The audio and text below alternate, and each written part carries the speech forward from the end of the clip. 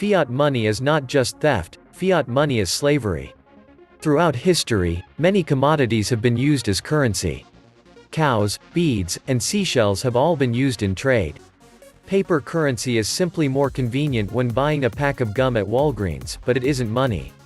The US government has designated the dollar as currency, while at the same time arbitrarily attributing some type of value to that dollar.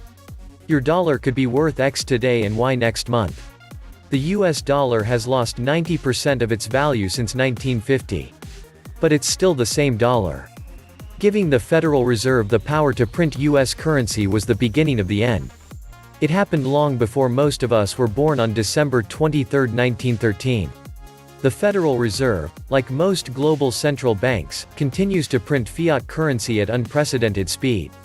As these dollars flood the economy, the value declines. Fiat money has been around for hundreds of years, and many of them have vanished due to hyperinflation.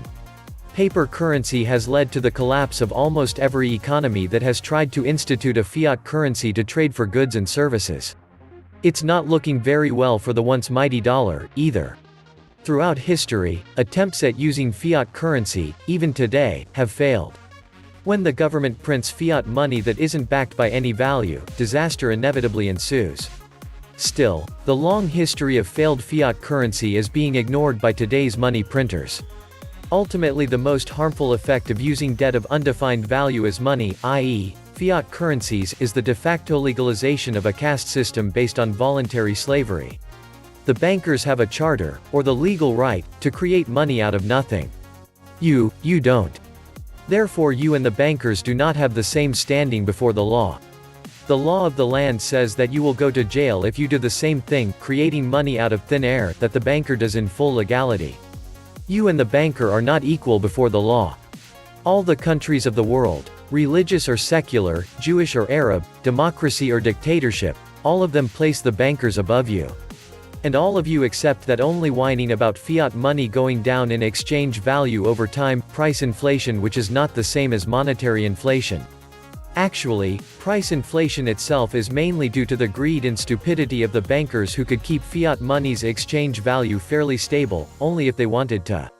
Witness the crash of silver and gold prices, which the bankers of the world, Russian, American, Chinese, Jewish, Indian, Arab, all of them collaborated to engineer through the suppression and stagnation of precious metals prices to levels around the metal's production costs, or what it costs to dig gold and silver out of the ground.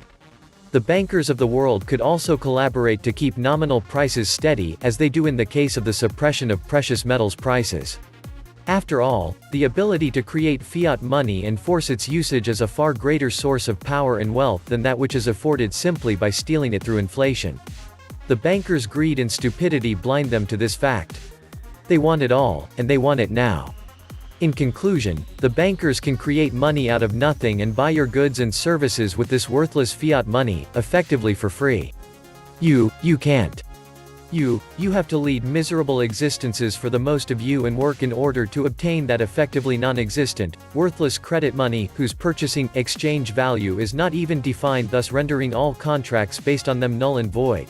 That the banker effortlessly creates out of thin air with a few strokes of the computer keyboard, and which he doesn't even bother to print on paper anymore, electing to keep it in its pure quantum uncertain form instead, as electrons whizzing about inside computer chips which will become mute and turn silent, refusing to tell you how many fiat dollars or euros there are in which account, in the absence of electricity. No electricity, no fiat, nor crypto money. You accept, condone, and support your own slavery. You live and die and kill for fake money in full contempt of, and in opposition to the truth, reality, honor, and justice. Welcome back to the Atlantis Report. You are here for your daily dose of the truth, the whole truth, and nothing but the truth. Please take a second to smash that like button. And as you know, friends, I rely totally on your donations to keep this channel functional. As you know, it takes a crazy amount of research and time to bring you this content on a daily basis, so I hope you consider helping with whatever donation you can afford. Thank you. The perfect dictatorship would have the appearance of democracy, a prison without walls in which the prisoners would not dream of escape.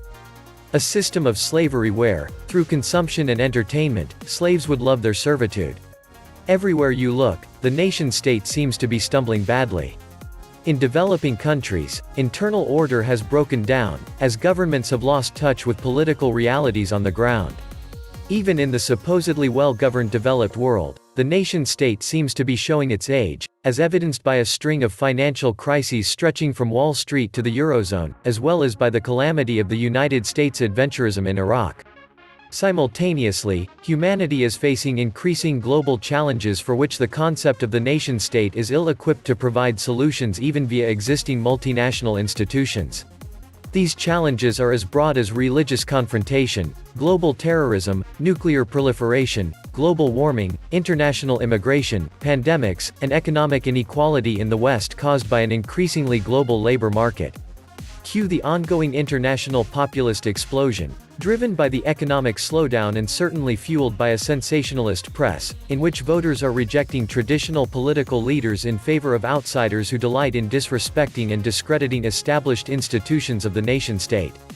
A self-feeding frenzy between the new political elites, the media, and the people has been initiated and is starting to devour the structure of the very nation-state to which a free press was so essential in the past. Contrary to the fevered imaginings of European federalists, however, the nation-state cannot simply be wished away like an annoying anachronism of a bygone age.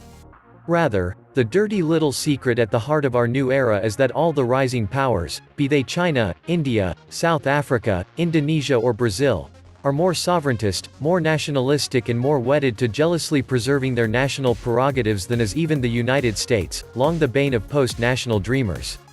Instead, it is the supposedly modern, post-nationalist European experiment that seems to be in terminal decline. Both intellectual defenders of the nation-state and its critics seem to be largely wrong at present. As of now, we live in a bewildering world, where the nation-state is both not working very well and isn't about to be replaced. The end product of today's Western capitalism is a neo-rentier economy, precisely what industrial capitalism and classical economists set out to replace during the progressive era from the late 19th to early 20th century. A financial class has usurped the role that landlords used to play, a class living off special privilege. Most economic rent is now paid out as interest. This rake-off interrupts the circular flow between production and consumption, causing economic shrinkage, a dynamic that is the opposite of industrial capitalism's original impulse. The miracle of compound interest, reinforced now by fiat credit creation, is cannibalizing industrial capital as well as the returns to labor. The political thrust of industrial capitalism was toward democratic parliamentary reform to break the stranglehold of landlords on national tax systems. But today's finance capital is inherently oligarchic. It seeks to capture the government, first and foremost, the treasury, central bank, and courts, to enrich, indeed, to bail out and untax the banking and financial sector and its major clients, real estate and monopolies. This is why financial technocrats, proxies and factotums for high finance were imposed in Greece, and why Germany opposed a public referendum on the European Central Bank's austerity program. There are two paths this new economy might take. One, more widely covered, is Darwinian. People at all ends of the socio-economic spectrum become Uberized, as both blue and white collar jobs are handed out piecemeal to the lowest bidder. Already, Eastern European designers and Indian radiologists are undercutting their full-time peers in more developed countries this way. The labor markets start to resemble a feudal marketplace in which the lord shows up each day and says, "I'll take you, and you, and you." The labor share of the pie, which has been shrinking across the developed world for the past 4 decades, continues to decrease. Stagnant growth and polarized politics continue. But there is another possibility.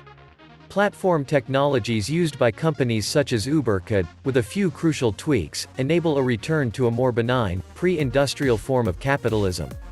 The influence of corporate money on Congress is exacerbated by how out of touch congressmen are with the daily struggles of most Americans. The median net worth of congressmen is $913,000 as compared to $100,000 for the rest of the population. Aside from being immediately wealthy, congressmen also weathered the tribulations of the financial crisis much better than the average American. An analysis of congressional finances by The Washington Post in October 2012 revealed that the wealthiest one-third of Congress was largely shielded from the effects of the Great Recession. While the median household net worth of the average American dropped by 39% between 2007 and 2010, the median wealth of congressmen rose 5%. It rose 14% for the wealthiest one-third. At a time when most people in the country are suffering, congressmen are profiting. This alone should demonstrate how out of touch our elected leaders have become. Members of Congress, entrusted to represent the best interests of the average American, instead play out a stilted, ineffective soap opera on our TV screens, complete with phony discussions of fiscal cliffs and debt ceilings which take the place of real proposals for meaningful change in the country. There is no voice for the working Americans in the halls of Congress, the American who was promised a life beyond taxes, debt, and unemployment. There is no voice for the peace-loving American, the American who understands that America's military might is meant for defense of the homeland, not looking for trouble in faraway lands. There is no voice for the American who expects his representatives to abide by the Constitution, who laments the way Congress, the President, and the Supreme Court work together to take away our rights piece by piece. This was the Atlantis Report. Please like, share, subscribe, leave me a comment. And please take some time to subscribe to my backup channels, I do upload videos there too. You'll find the links in the description box. You will also find a PayPal link if you want to make a donation. Thank you wholeheartedly to all those of you who have already donated. Stay safe and healthy, friends.